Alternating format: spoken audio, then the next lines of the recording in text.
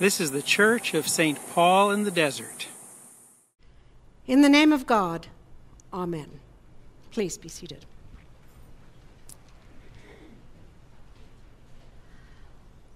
The gospel this morning, it's another attempt by the Pharisees to do a gotcha question to Jesus.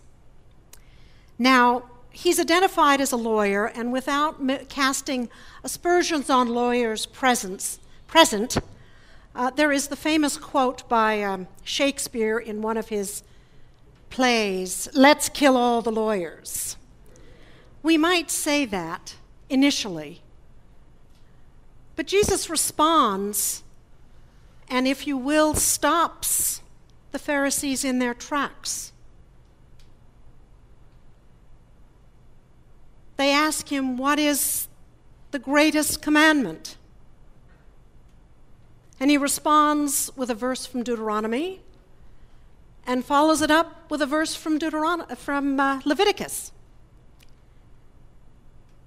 And the first commandment is this, that you love the Lord your God with all your heart and with all your soul, with all your being.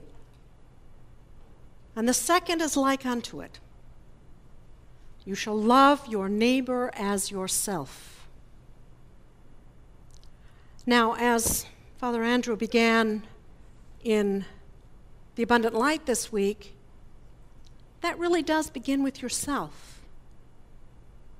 And this is not some kind of narcissistic love or egotistical love. It is, if you will, an acceptance of who you are as a child of God, created in God's image and loved by God. And it's important to grasp that, because each and every one of us, at some point in our lives, has either encountered that individual, that person, who through their relationship with you, you quickly discern that their sense of self-worth is minute at best. And it is one of the most painful experiences for me to then try and invite that person to own their God-given right, as a child of God, as a beloved of God. Augustine in the 3rd or 4th century, 2nd, 3rd, whatever you want, 4th, thank you, made the statement, because you loved me, or because you loved the unlovable, I became lovable in that moment. And though I won't say that Augustine is my favorite person, I will say that this is one of those statements that catches me and reminds me that we are all called to be the children of God. And those 2 commandments, now we can look at them as commandments, do's and don'ts. And if you'll remember, it began with 10 commandments, and then in Leviticus, it ends up being 613 rules and regulations about how you ought to and what you should do. Shoulds and oughts and ought-nots. But the reduction here in this gospel passage, and Marcus Borg in one of his books talks about it, is that the word commandment should be changed to relationship. Relationship. Your relationship with God is central and critical and paramount. Number 1 priority. And so we come and gather and worship God as a community of faith. The second is that we are to love our neighbor. And then we always go into that, let's parse things here. And who is my neighbor? people who think like me, people who look like me, people who do things like I do? Or is it that other person that's way out there, that's not like me? The Muammar Gaddafis of this world, the Saddam Husseins of this world.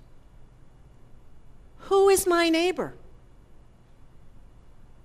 And it challenges us to ask that question.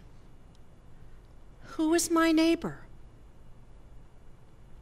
How do I live in relationship? How do I live in relationship with one another, with my neighbor,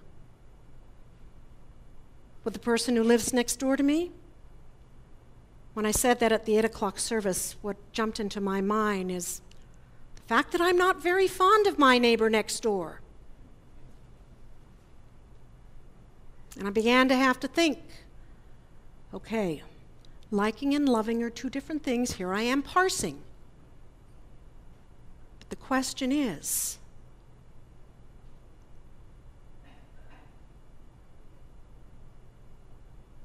who is my neighbor? Who is your neighbor?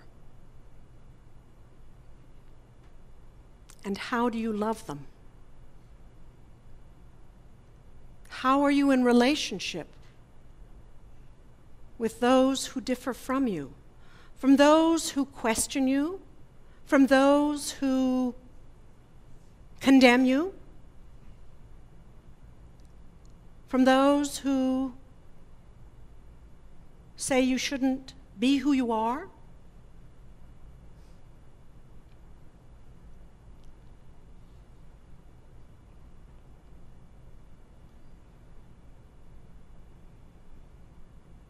What is wonderful about this gospel reading is that it is very straightforward and very broad. And even Paul, in writing to Thessalonians, and in one of the commentaries I listened to this week, it made mention of this being a happy Paul. And that was an image that I just had to work with a long time. Happy Paul. Okay. But the reality is, he is compelled, as Paul, to proclaim the good news, the gospel, to the world, which is each and every one of us is our calling as followers of the resurrected Christ. Loving self, loving God, loving neighbor. How do we do that? How do we live out the gospel's imperative, the gospel's command to be the people of God in this world? Just with one another here at St. Paul's, or those we encounter outside these walls? Outside these walls are very important ones.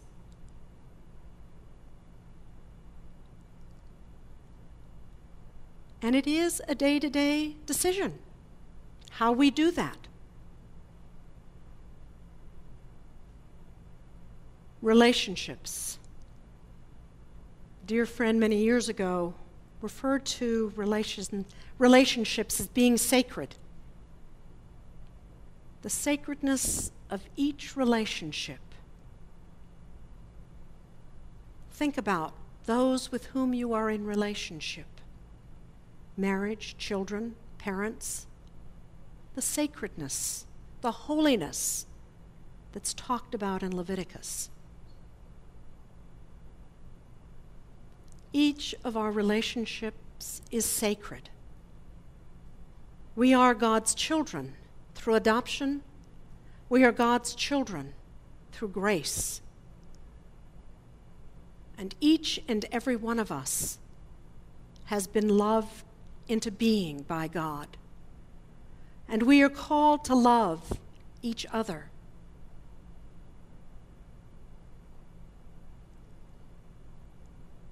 There is a passage from Micah, since I was teaching Old Testament prophets this morning. it was brought to my attention yet again that there really is not much that is demanded of us. But as Micah told us, we are to love justice, to do justice, love mercy, and to walk humbly with our God. That's not very difficult. But it is what we are called to be about. And it is the good news that God's grace has been given to us in abundance.